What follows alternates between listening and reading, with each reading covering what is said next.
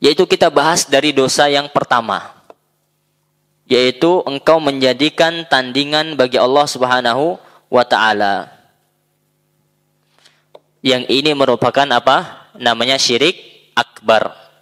Apa Ibu? Syirik besar. Syirik akbar. Dan ini merupakan sebesar-besarnya dosa. Sebesar-besarnya maksiat. Sejak diciptakan langit dan bumi. Sampai hari kita saat ini dan sampai hari kiamat. Dosa syirik akan tetap menjadi dosa yang paling besar. Dan kalau orang tidak bertaubat darinya, dia akan mati dalam keadaan musyrik dan kekal di dalam neraka.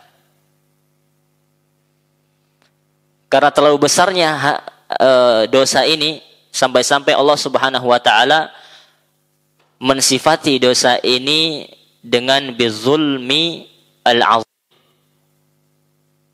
Kezaliman yang paling agung. Allah berfirman dalam surat Luqman ayat 13. Inna syirka la zulmun azim. Sesungguhnya kesyirikan itu merupakan dosa yang paling azim. Yang paling berat, yang paling besar, yang paling agung. Tidak ada dosa yang lebih besar daripada dosa menyekutukan Allah Subhanahu wa ta'ala, menjadikan untuk Allah tandingan. Di dalam lafaz hadisnya dikatakan anta ja'ala lillahi niddan, engkau menjadikan untuk Allah itu tandingan. Wa huwa khalaqaka, dan padahal dia tahu, orang menjadikan tandingan untuk Allah itu dia tahu bahwasanya yang menciptakan dia adalah Allah, dia sadar. Yang memberi dia rizki adalah Allah Subhanahu wa ta'ala. Yang menghidupkan dia adalah Allah Subhanahu wa ta'ala. Dan yang kelak akan mematikan dia adalah Allah.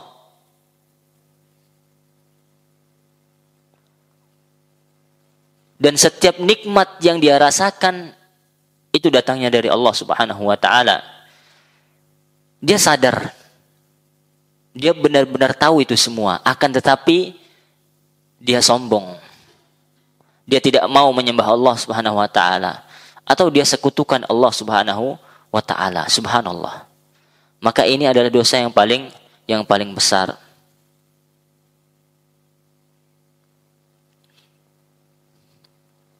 Artinya apa? Ya.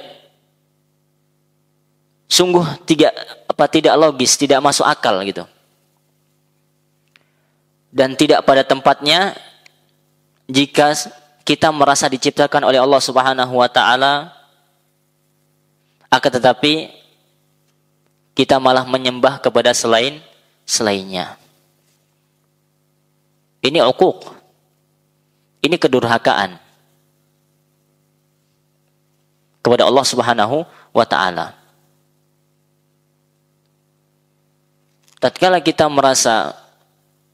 kita dalam posisi kita bekerja kepada seseorang atau diberi kebaikan, kita menerima kebaikan dari orang lain, dikasih uang, diurus, ya, diberikan kendaraan, dikasih uang, dikasih makanan setiap hari, ya, logikanya wajar orang yang diberi makan, diberi uang, diberi semua fasilitas itu dia berbuat baik kepada orang yang memberinya. Itu yang berakal sehat pasti berbuat seperti itu. Balas budi. Lah ini Allah Subhanahu wa ta'ala yang membuat kita ada yang tadinya kita tidak ada sama sekali. Yang memberikan kita segala yang kita butuhkan. Kemudian tatkala kita dewasa, kemudian kita tidak menyembah Allah Subhanahu wa ta'ala, ini merupakan dosa yang paling besar. Ya.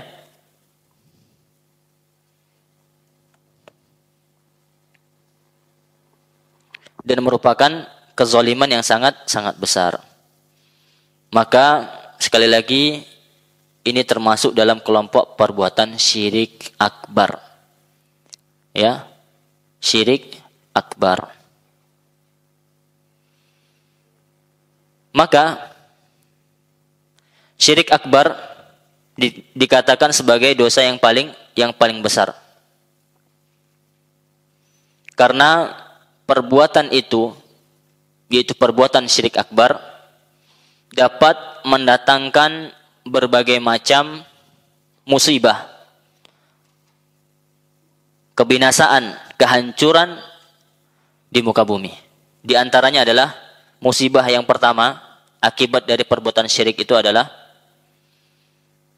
syirik akbar dapat menggugurkan seluruh amalan yang telah dikerjakan oleh seseorang. Jadi hati-hati ibu. Misalkan usia kita sudah 40 tahun. Ada yang mungkin 50 tahun, 60 tahun, 70 tahun, dan seterusnya. Selama ini sudah berusaha untuk beribadah, taat kepada Allah Subhanahu wa Ta'ala. Sudah sholat sekian rakaat, sekian kali dia sholat. Puasa Ramadannya tinggal kali saja. Berapa kali dia? Setelah balik sampai sekarang, misalkan dia terus menjalankan puasa Ramadan, menjalankan sholat, bersedekah, mengeluarkan zakat, bahkan umrohnya mungkin sudah tidak lagi dihitung. Sudah haji sekali, 2 kali, 3 kali. Tatkala dia berbuat syirik, itu semuanya ibadah yang dia lakukan selama 60 tahun, 50 tahun, 40 tahun, habis. Apa? Habis. Tidak bernilai apa-apa. Bahkan hatta Nabi, sampai pun Rasul, utusan Allah, para Nabi yang notabene-nya mereka mustahil berbuat syirik. Akan tetapi kata Allah, kalau mereka berbuat syirik, lain asyrakta la yahbatanna amaluk. Wahai Muhammad, kalau engkau berbuat syirik, sungguh akan batal amalanmu, kata Allah Subhanahu wa Ta'ala, wala takunanna minal khasirin, dan sungguh engkau akan menjadi orang-orang yang merugi. Ini bahaya syirik yang pertama. Bahaya syirik akbar yang pertama, dalilnya dalam surah Az-Zumar ayat 65. Kemudian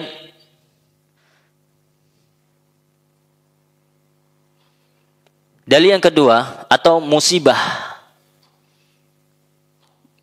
yang kedua, tatkala orang itu melakukan syirik, yaitu syirik akbar, maka tidak akan diampuni dosa-dosanya. Sekali lagi, orang yang melakukan syirik akbar, na'udzubillahi minasyirk, dia tidak akan diampuni dosa-dosanya. Orang yang melakukan dosa yang satu ini, yaitu syirik akbar,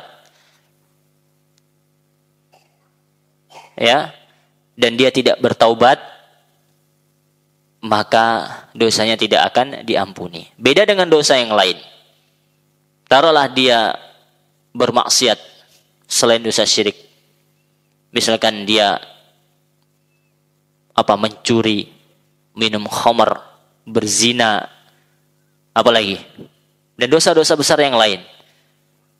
Itu tahta masyiatillah, itu di bawah kehendak Allah Subhanahu wa Ta'ala. Bisa jadi Allah ampuni, bisa jadi Allah azab, dan masih ada kemungkinan Allah ampuni. Tapi kalau dosa syirik akbar, kalau dia tidak bertaubat, maka dan dia mati, maka dosanya tidak diampuni oleh Allah Subhanahu wa Ta'ala, dan kelak dia akan kekal di dalam neraka.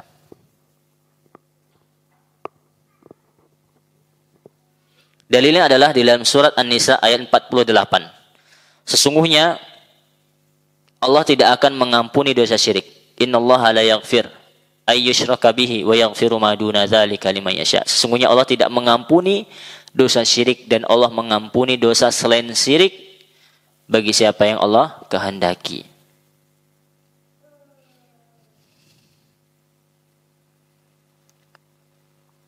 Para ummahat dan akhwat rahimani wa rahimakumullah, seandainya kita boleh berandai-andai, kalau seandainya dosa syirik itu bisa diampuni, maka yang paling berhak untuk menerima ampunan adalah Abu Thalib. Siapa Abu Thalib? Pamannya Rasul sallallahu alaihi wasallam. Pamannya Rasul sallallahu alaihi wasallam. Kenapa? Kenapa ibu-ibu? Kalau seandainya syirik itu dapat ampunan, maka beliaulah yang paling berhak untuk mendapatkan ampunan. Kenapa? Yang pertama adalah karena Abu Thalib adalah orang yang senantiasa membela dakwah Rasul SAW sejak awal beliau berdakwah. Bahkan beliau ini, yaitu Abu Thalib, berani atau rela mati ya untuk membela siapa? Keponakan beliau, yaitu Rasulullah sallallahu alaihi wasallam. Dan beliau adalah orang terdekatnya Nabi SAW. Artinya nasabnya dekat sekali. Sebaliknya, Rasulullah SAW juga sangat sayang kepada Abu Thalib. Ditambah lagi Rasul itu sayang sekali dengan Abu Thalib.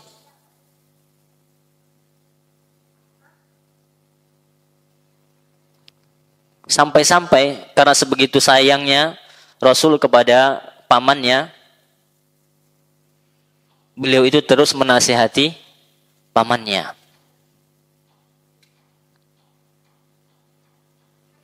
Sampai-sampai di detik pamannya ini tatkala hendak meninggal, beliau Rasulullah datang sallallahu alaihi wasallam.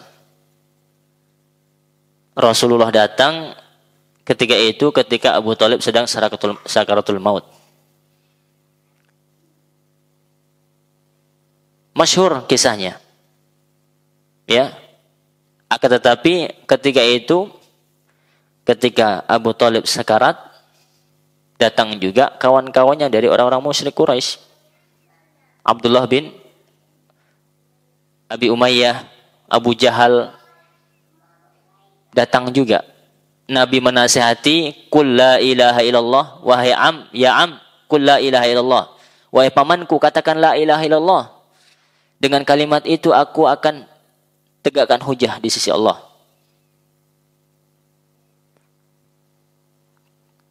Kemudian kata Abu Jahal apa? Atarghabu an millati Abdul Muttalib?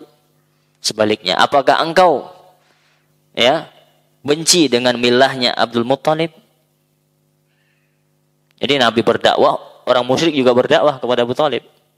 Saut-sautan, Nabi mengulang lagi, wahai pamanku, katakan la ilaha illallah. Yang dari orang musyrik juga, apakah engkau rela meninggalkan agama nenek moyangmu? Nabi mengatakan lagi, kulla, sampai terakhir apa? Abu Thalib enggan untuk mengucapkan la ilaha illallah dan lebih condong kepada agama nenek moyangnya dan wafat di atas kemusyrikan. Sampai Nabi mengatakan, la astaghfirannak, sungguh aku demi Allah, aku akan memintakan ampunan kepada pamanku selama aku diizinkan.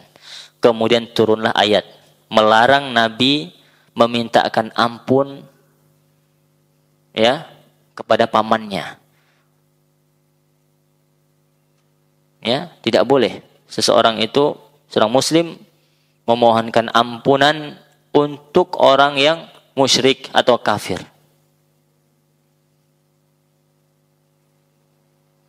Ini menunjukkan apa?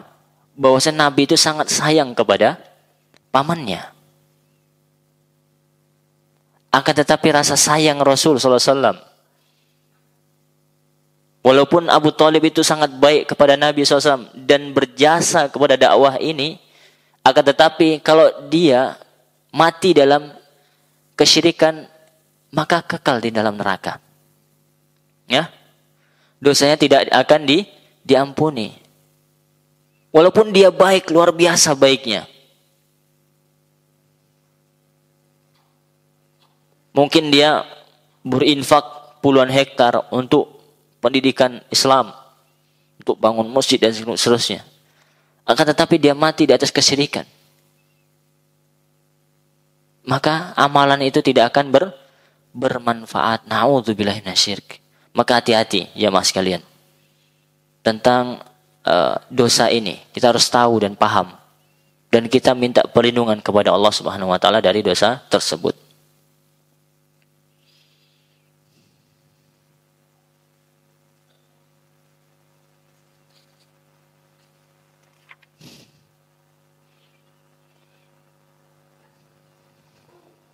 Baik. Di antara musibah yang akan didapat bagi orang yang berbuat syirik besar adalah orang yang meninggal dalam kondisi syirik, yaitu syirik akbar, mustahil akan masuk ke dalam surga. Artinya apa? Allah haramkan baginya surga. Ingat, orang yang meninggal, orang yang wafat di atas kesyirikan, yaitu syirik akbar, maka mustahil bagi dia untuk masuk surga. Ini musibah yang ketiga bagi pelaku kesyirikan, yaitu syirik akbar. Yaitu orang yang meninggal dalam kondisi belum bertaubat dari syirik akbar, maka akan kekal dalam neraka jahanam selama-lamanya, sebagaimana hal ini difirmankan oleh Allah Subhanahu wa taala di dalam surat Al-Maidah ayat 72. Dalam surat Al-Maidah ayat 72, Allah Subhanahu wa taala berfirman, "Innahu may yusyrik billah faqad harramallahu alaihil jannah wa ma'wahu an-nar wa ma lidh-dhalimin min ansar." Sesungguhnya barang siapa yang berbuat syirik kepada Allah atau menyekutukan Allah Subhanahu wa taala, faqad harramallahu alaihil jannah, maka Allah akan haramkan baginya surga, wa ma'wahun nar, dan tempat kembalinya adalah neraka Allah Subhanahu wa taala, wa ma lidh-dhalimin min ansar, dan tidak ada bagi orang-orang yang zalim itu seorang pun penolong. Jamaah sekalian yang dirahmati oleh Allah Subhanahu wa taala.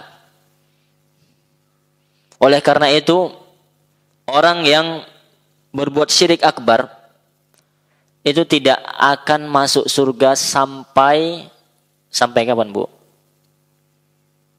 Sampai kata Allah, unta itu masuk ya ke dalam lubang jarum. Mungkin apa tidak? Tidak mungkin.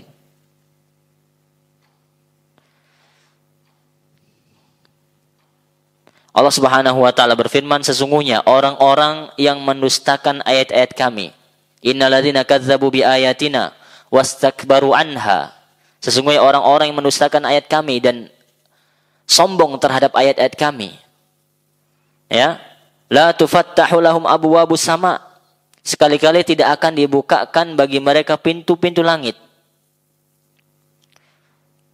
wala yadkhulunal jannah, dan mereka tidak akan masuk surga, kata Allah Subhanahu wa taala, dan mereka tidak akan masuk surga hatta yalijal jamalu fisammil khiyat, sampai jamal yaitu onta masuk ke dalam lubang jarum. Mustahil, ya. Mereka akan masuk surga. Siapa? Orang-orang yang berbuat syirik akbar. Wali'azu zubillah. Maka jamaah sekalian, para pemirsa, para hadirin rahimani wa rahimakumullah,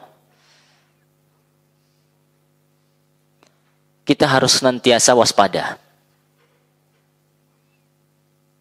Waspada terhadap apa? Ya ini, terhadap dosa yang paling besar, yaitu syirik akbar. Ustaz udah tahu, Ustaz.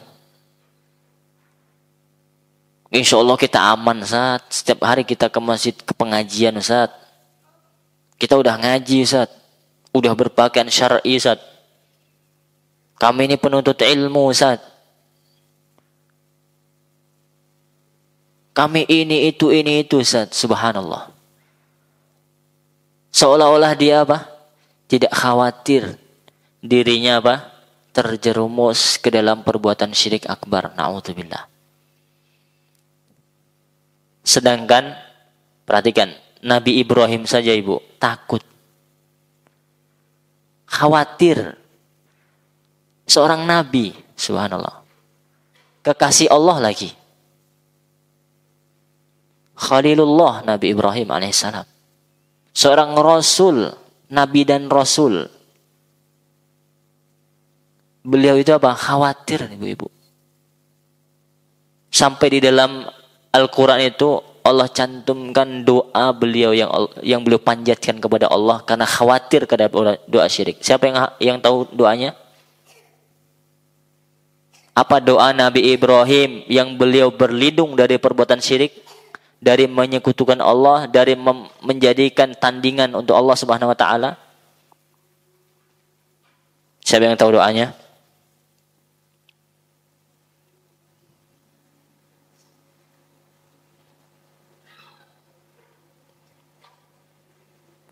Ayo Bu. Apa doa Nabi Ibrahim berlindung dari perbuatan syirik?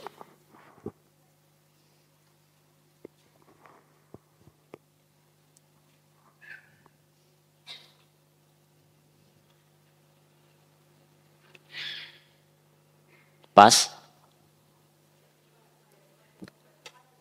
Ah? Surat apa? Bunyinya, silakan dibaca.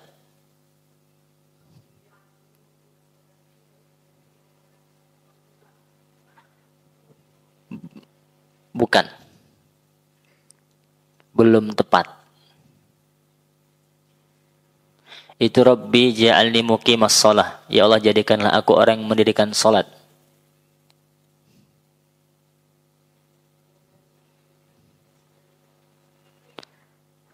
Belum.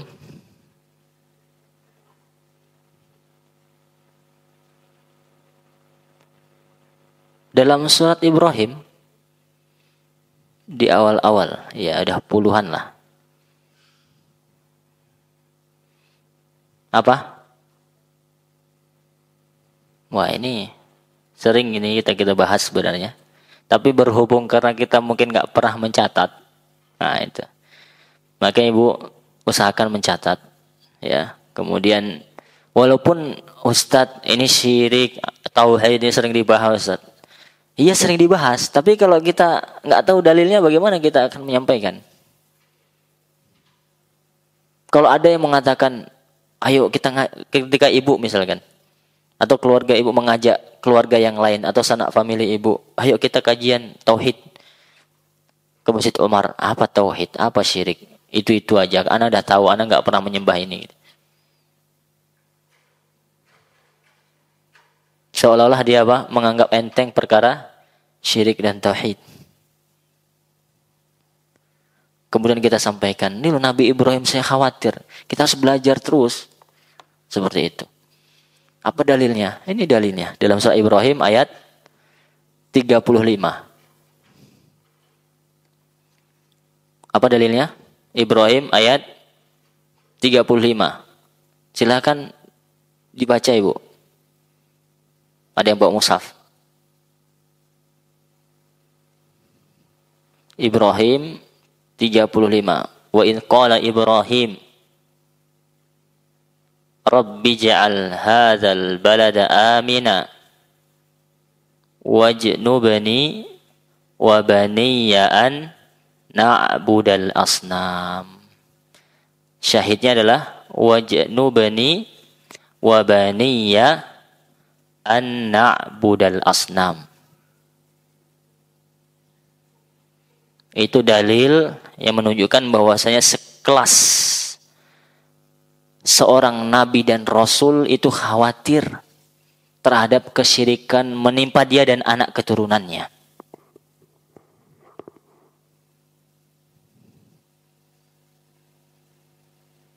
Wa idh qala Ibrahim, tatkala Nabi Ibrahim berkata, Rabbi ja'alni, Atau Rabbi ja'al hadzal baladan amina. Ya Allah, jadikanlah ya hadzal balad, yaitu Mekah, sebagai negeri yang amin, yang amina, yang aman, yang terlindungi. Wajanubani, ya, yang jauhkanlah aku. Wabani, bani di situ maksudnya anakku. An-na'budal asnam, dari menyembah berhala, dari kesyirikan. Maka sudah sepatutnya yang pertama kita berdoa, berlindung dari perbuatan syirik. Dan mengajarkan anak-anak kita tentang tauhid. Dan mengarahkan mereka untuk mengetahui apa itu syirik. Sehingga mereka dijauhkan dari dosa-dosa tersebut.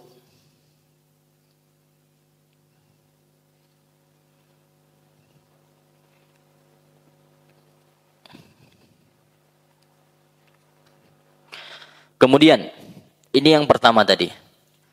Dosa besar yang paling besar. Yaitu syirkul akbar. Anta ja'ala lillahi niddan wa huwa khalaqaka. Tatkala Nabi ditanya oleh Abdullah bin siapa tadi? Bin Mas'ud. Tentang dosa apa yang paling besar wahai Rasul, kata beliau, anta ja'ala lillahi niddan wa huwa khalaqaka. Kau menjadikan bagi Allah sekutu, tandingan, sedangkan engkau tahu Allah yang menciptakan engkau. Ini dosa yang paling besar. Dan bahaya bahasa syirik akbar tadi sudah kita paparkan. Itu beberapa atau di antaranya. Tidak diampuni dosanya, kekal di neraka. Ya. Tidak akan masuk surga. Amalnya dihapus. Kemudian yang kedua, apa tadi yang kedua, Ibu? Antaktula waladaka khasyata an ya'kula ma'aka. Apa artinya? Apa dosa yang kedua? Membunuh siapa? Membunuh anak sendiri. Apa alasannya dia membunuh anaknya?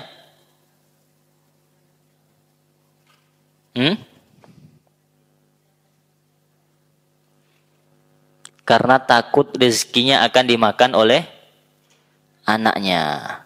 Subhanallah. Perhatikan, ya. Perhatikan dosa besar yang kedua yang Nabi SAW sebutkan di dalam hadis ini. Yang pertama, terkait dosa menumpahkan apa? Menumpahkan darah. Dosa yang berkaitan dengan urusan darah. Ya. Ini dosa yang besar. Bahkan perkara yang nanti akan pertama kali dihakimi. Dimintai pertanggungjawaban adalah pada hari kiamat, yaitu tentang masalah darah. Itu yang harus kita ketahui. Yang kedua, ulama sepakat bahwa saya membunuh jiwa seorang muslim atau kafir mu'ahad, kafir yang terikat perjanjian. Intinya membunuh seseorang tanpa hak itu merupakan dosa besar. Merupakan dosa yang sangat besar.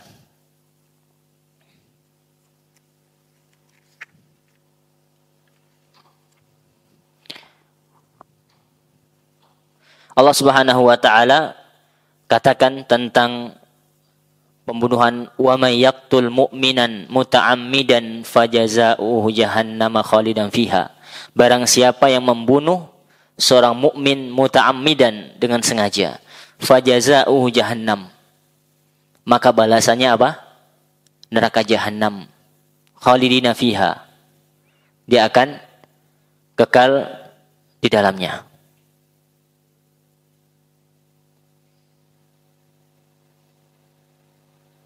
Nauzubillah min hadza azan. Kita berlindung dari dosa satu ini.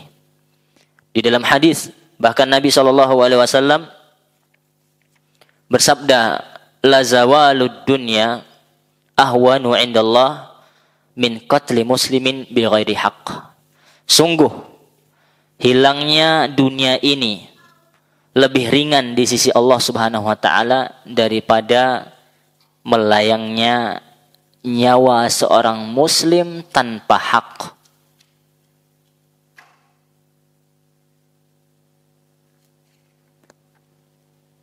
Masih ringan bagi Allah hilang dunia ini daripada melayangnya atau terbunuhnya jiwa seorang muslim tanpa hak.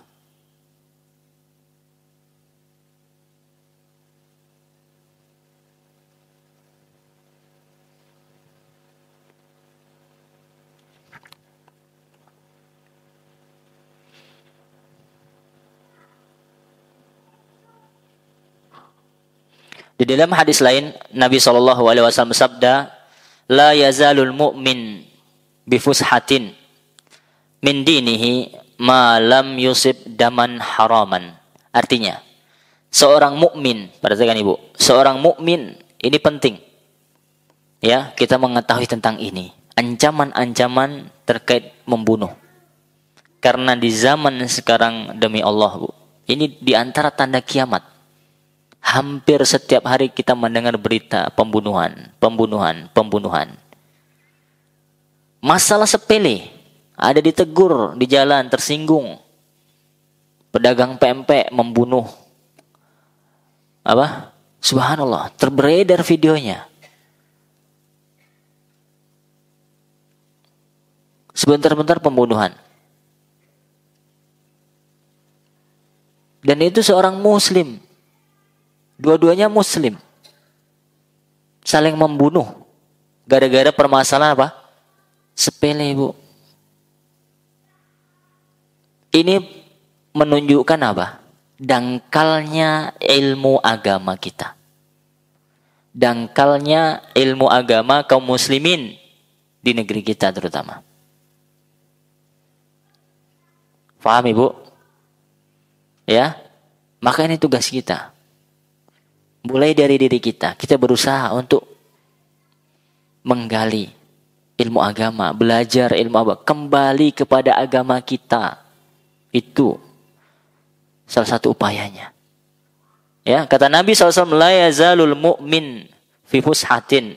Seorang mukmin akan senantiasa berada dalam kelapangan. Dia akan senantiasa lapang, nggak ada beban. Ya, dalam agamanya ya. Seorang mukmin senantiasa berada dalam fushah, kelapangan dalam agamanya selama malam yusib daman haraman, selama dia tidak menumpahkan darah yang haram. Yang haram maksudnya apa? Dia menumpahkan darah orang yang haram untuk dibunuh. Berarti lawannya ada yang halal, Ustaz, yang boleh dibunuh, Ustaz. Ada. Siapa yang boleh dibunuh? Salah satu orang yang murtad. Siapa lagi? Orang yang berzina sedangkan dia sudah menikah. Itu diantaranya.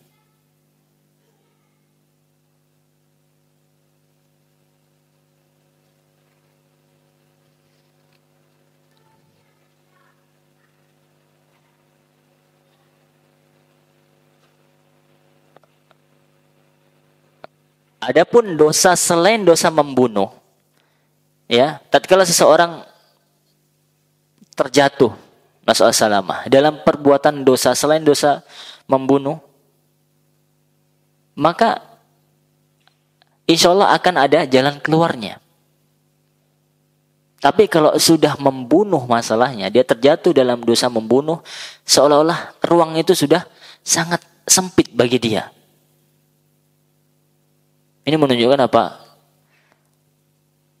Bahaya dosa dosa membunuh. Ini dosa membunuh secara umum, Ibu. Nanti belum kita perinci tentang apa. Sedangkan dalam hadis apa? Yang dibunuh adalah anaknya.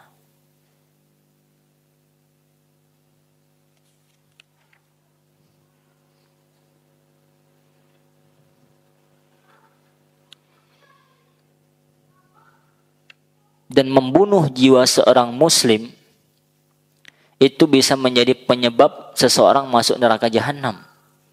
Dijelaskan dalam sebuah hadis Nabi SAW yang sahih, yang diriwayatkan oleh Al-Imam Bukhari dan Muslim dari sahabat Abu Bakrah, ya, Nufai bin Haris. Idzal taqal musliman, kata Nabi SAW, jika dua orang muslim iltaqa, yaitu bertemu dan masing-masing menghunus pedangnya, fal qatilu wal maqtul finnar, kata Nabi SAW, orang yang membunuh dan dibunuh finnar, di dalam neraka. Faqultu ya Rasulullah, sahabat bertanya, wahai Rasul, hadzal qatil, kalau yang membunuh masuk neraka itu wajar wahai Rasul. Lah ini orang yang terbunuh juga masuk neraka, kok bisa? Kata Nabi SAW, innahu kana harisan ala qatli sahibihi. Yaitu kebetulan saya dia terbunuh dulu. Tadinya dia juga berusaha keras untuk membunuh saudaranya. Maka kedua-duanya, kata Nabi SAW, di neraka. Waliyadzubillah.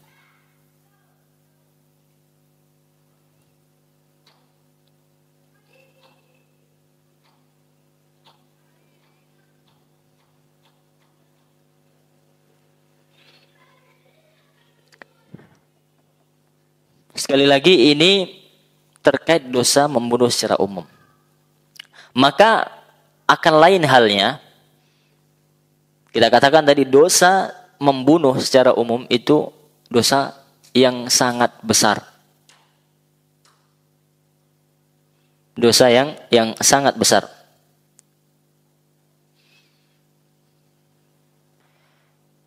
Terlebih lagi yang dia bunuh adalah apa? Anaknya atau kerabat dekat yang seharusnya dia jaga itu anak, amanah dari Allah Subhanahu wa taala.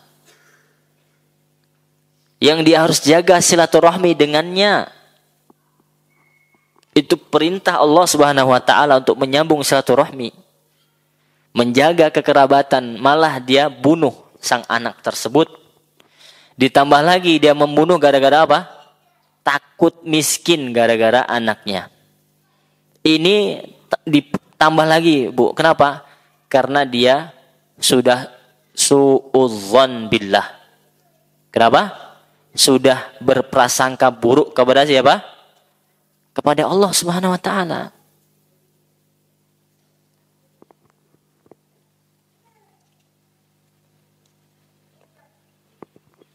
Apalagi yang dia bunuh anak kecil yang belum berdosa, belum balik.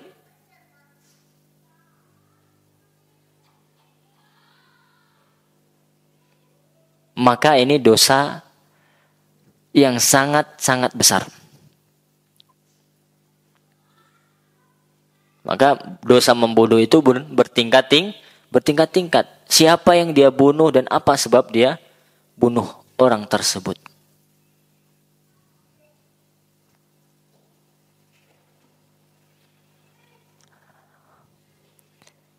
Dia tidak tahu bahwasanya Allah Subhanahu wa taala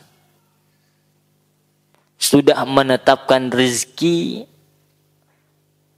anak kita itu jauh sebelum lahir. Bahkan tatkala di dalam kandungan ibunya. Di usia berapa? Berapa hari? 120 hari, ya. Allah perintahkan malaikat untuk meniupkan ruh. Allah tetapkan rezekinya, ajalnya, sampai takdir baik buruknya. Apakah kelak dia lahir dalam, dia termasuk orang bahagia atau sengsara?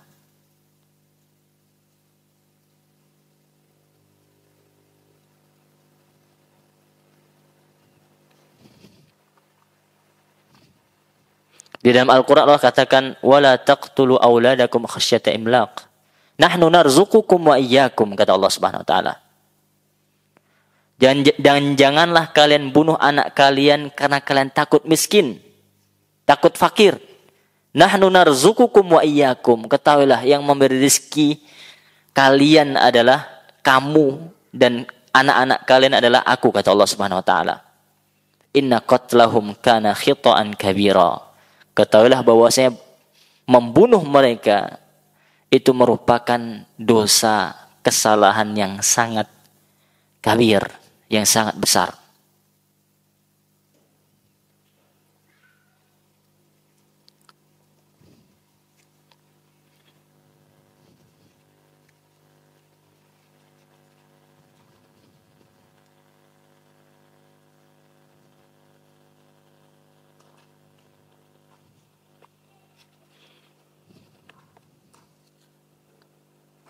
Kemudian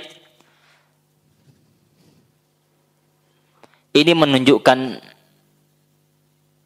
tatkala orang tua membunuh anaknya, ini menunjukkan fitrah yang sudah hilang.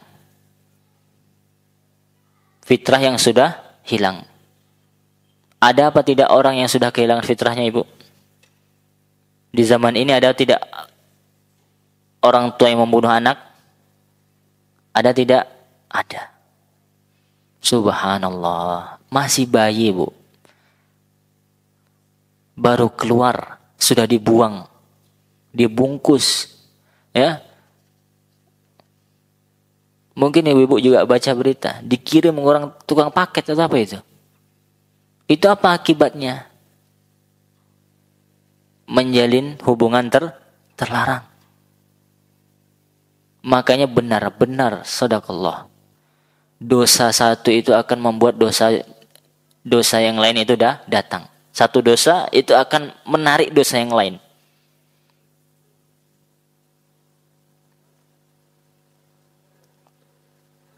Maka kita jadilah orang yang taat beragama. Ikuti saja aturan agama kita ini. Kalau memang sudah mampu nikah, jalin rumah tangga. Orang tua juga, kalau anaknya sudah merasa ingin menikah, dan tolong dibantu, dipermudah begitu. Karena jikalau dipersulit, ini yang akan muncul perzinahan, keburukan yang akan datang. Na'udzubillah. Nanti kita akan bahas dosa yang ketiga. Ya. Sekali lagi, ini merupakan fitrah yang rusak, yaitu orang tua yang sudah tidak lagi menyayangi anaknya, sehingga tega untuk membunuh bayi, anak kecil yang tidak berdosa.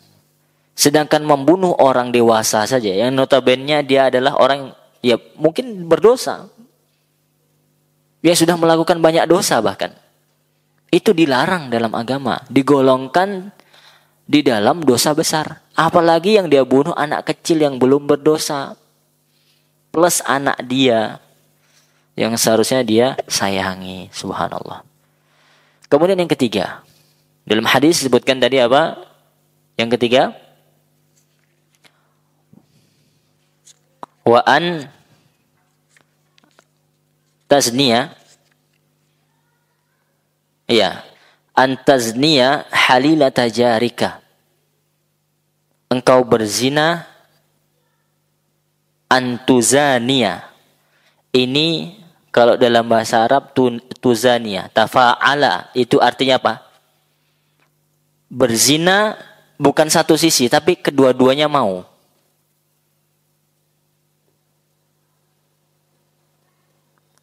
Berzina halilata, yaitu halilah, itu artinya zaujah, istri, jarika, tetanggamu.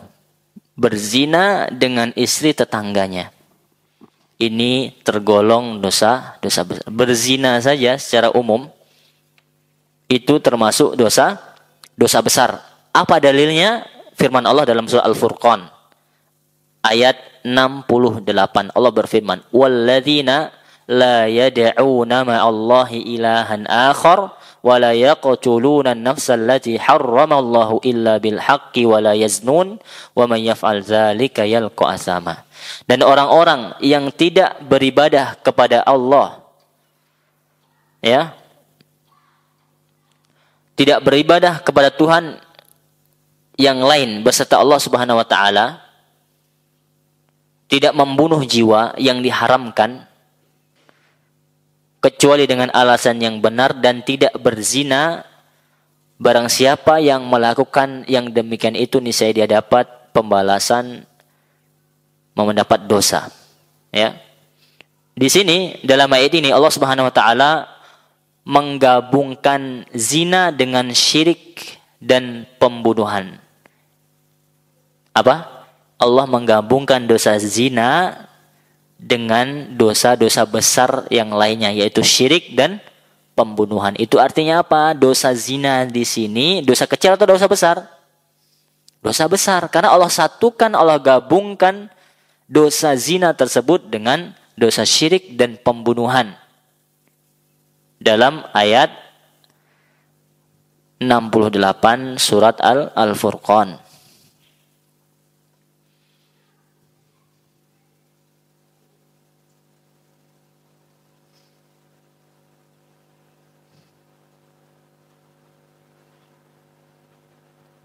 Dan Allah Subhanahu wa taala berfirman, "Wala taqrabuz zina innaha atau innahu kana fahishatan wa sa'a sabila." Janganlah kamu dekati zina.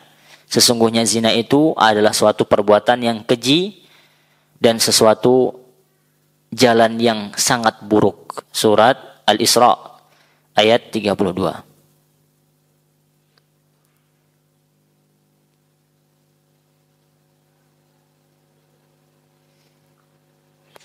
Dan dosa zina ini, Bu, dosa besar, sepakat? Sepakat. Dan apapun agamanya, itu melarang zina. Secara akal sehat, zina itu apa? Tidak baik. Apalagi ditinjau dari agama Islam. Begitu. Na'udzubillahi minaz zina.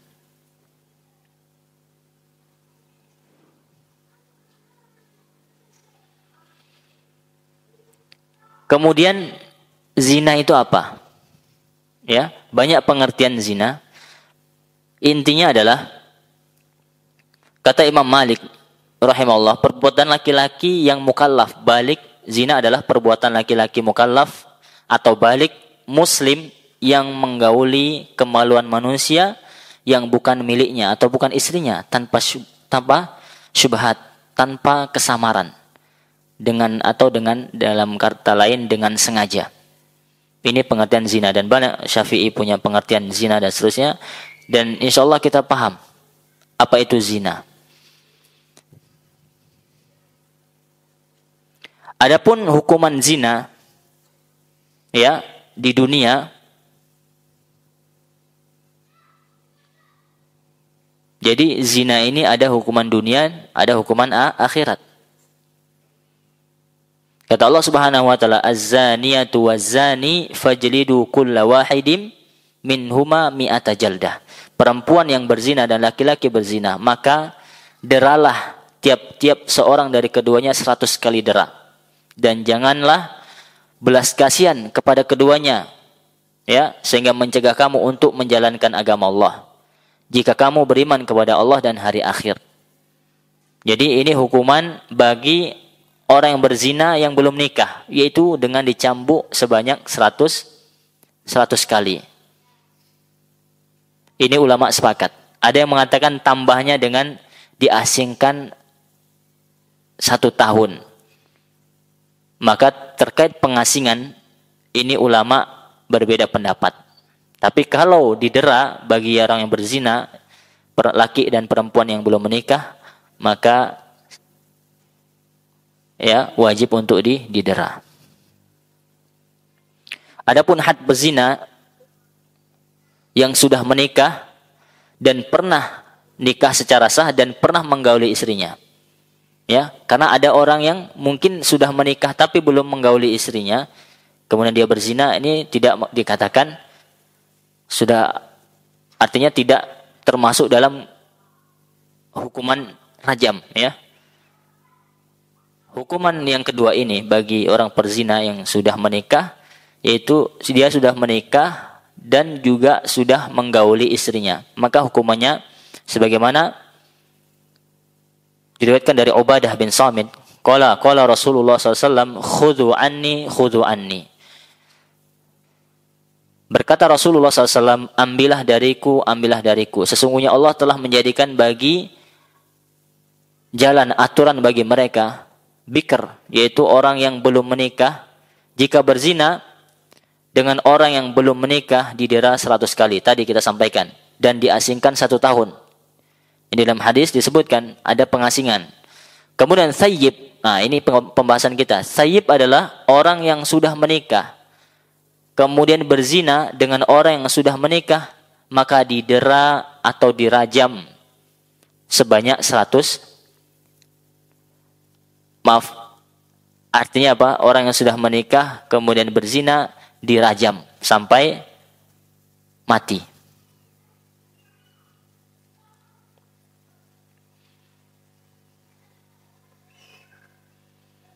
Walaupun dia berzinanya dengan orang yang belum menikah, maka tetap dirajam. Adapun yang belum menikah dicambuk.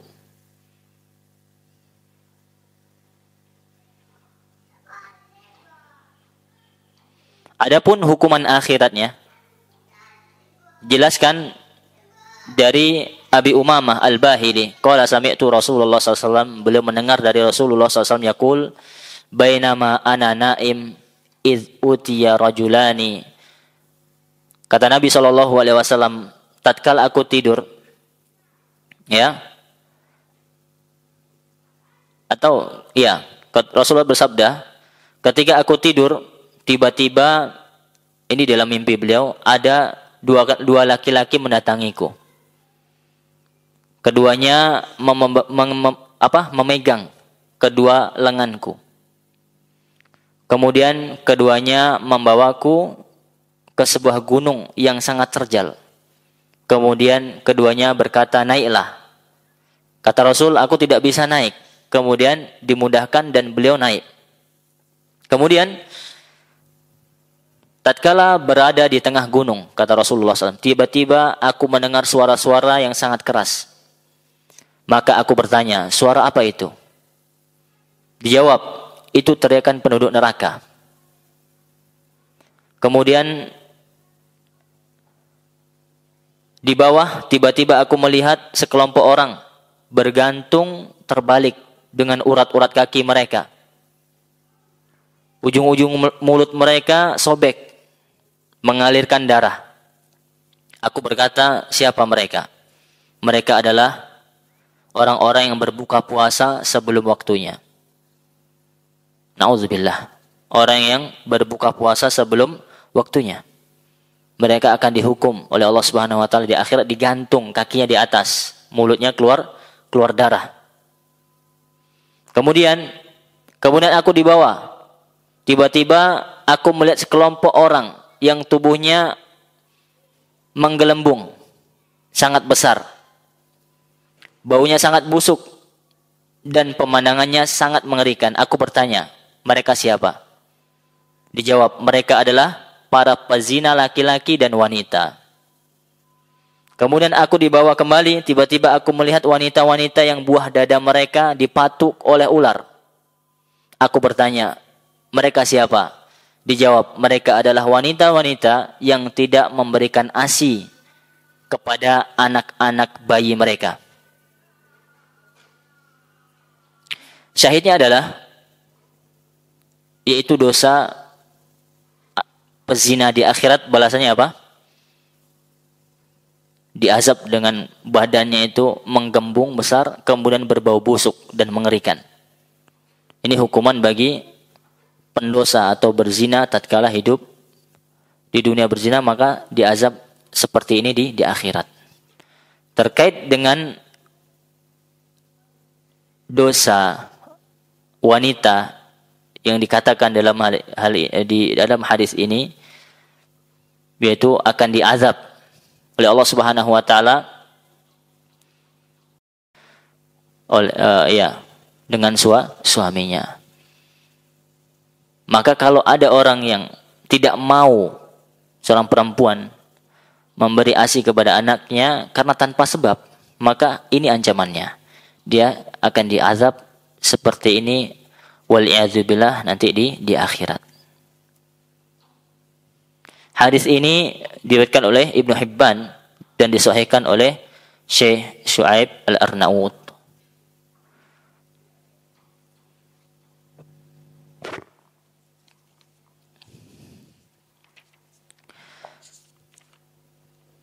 Jadi ini terkait dengan 3 dosa besar yang disebutkan dalam hadis yang diriwayatkan oleh Abdullah bin Mas'udin radhiyallahu anhu. Terkait berzina, sedikit lagi kita akan habiskan yang poin ketiga, yaitu berzina dengan halilah tajarik. Berzina dengan istri tetangga. Dan ini merupakan dosa besar yang dilarang oleh Nabi SAW. Berzina saja sudah termasuk dosa besar, apalagi berzina dengan tetangganya. Yang seharusnya tetangganya itu merasa aman, ya. Tatkala suaminya pergi keluar kota, dia titipkan ya keluarganya kepada tetangganya. Ini malah dikhianati. Ya. Nauzubillahi min dzalik. Maka di sini Nabi mengatakan antuzaniya halila tajarik. Engkau berzina dengan istri tetanggamu, ini merupakan dosa yang sangat besar.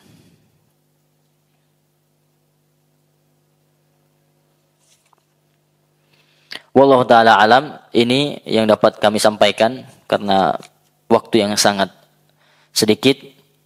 Semoga pembahasan ini bermanfaat untuk kita semuanya tentang dosa-dosa besar dan kita berlindung kepada Allah Subhanahu wa taala dari dosa-dosa besar. Ya, kita berlindung kepada Allah dari dosa-dosa besar. Dan terutama dosa syirik. Ya, mari kita senantiasa memohon. Ya, jangan pernah merasa aman dari dosa-dosa. Ya, jangan merasa aman. Terus kita memohon kepada Allah dan berdoa, berlindung dari segala macam bentuk dosa dan maksiat. Wabillahi taufik, subhanakallahumma bihamdika, asyhadu an la ilaha illa anta, astaghfiruka wa atubu ilaik. Wassalamualaikum warahmatullahi wabarakatuh.